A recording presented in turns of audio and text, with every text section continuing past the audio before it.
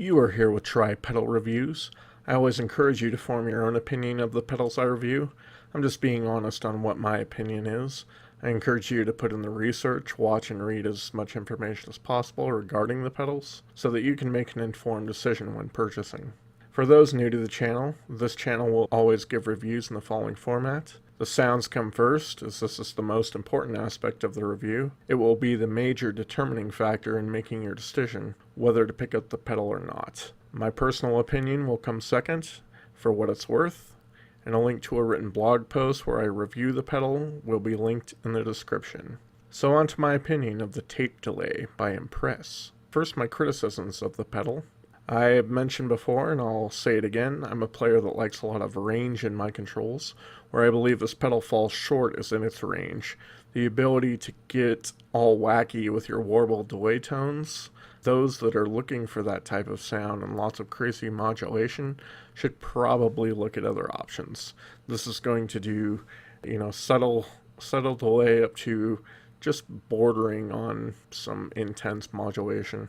But never really crosses over the boundary into letting you get out of control with it. The tape delay allows you to dial in various amounts of modulation. While I would have liked knobs for this task, the toggles aren't that much of a drawback.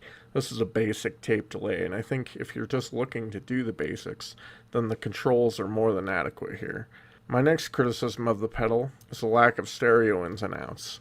In this day and age, most delays come with this, and delay also winds up being later in your signal chain most times, and it's nice to have the ability to preserve your stereo imaging. Whether or not you even ping pong delays back and forth, it's nice to be able to preserve the stereo imaging and whatever you have going on before the delay. So unfortunately I would have liked to seen stereo ins and outs on this pedal, and that option is not given here.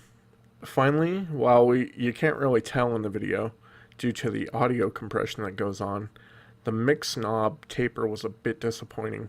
Unity gain was about 2 o'clock, and anything past about 3:30 took away from your dry signal and left the wet signal only, which is great. I do like the ability to go full wet and kind of kill dry the original signal, but I felt that as you should expect, unity gain should have been at 12 o'clock rather than about 2 o'clock. Alright, things this pedal does great. As with most Empress pedals that I have seen, this one has an output knob. This equates to a clean volume control. You can boost and cut to your heart's content. This is something I would have never thought I needed, but is super nice to be able to dial the volume to your liking on this, whether adjusting for unity gain or whatever other purpose you could have for it. No doubt about it, the control is nice to have. Tap tempo is always a great feature, and it's implemented great here.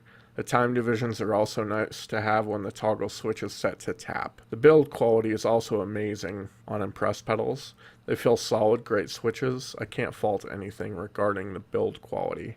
You can dial in some good chorus-like effects and modulation on hand. This produces some beautiful results. The ability to warp the time by fiddling with the time knobs is a great feature.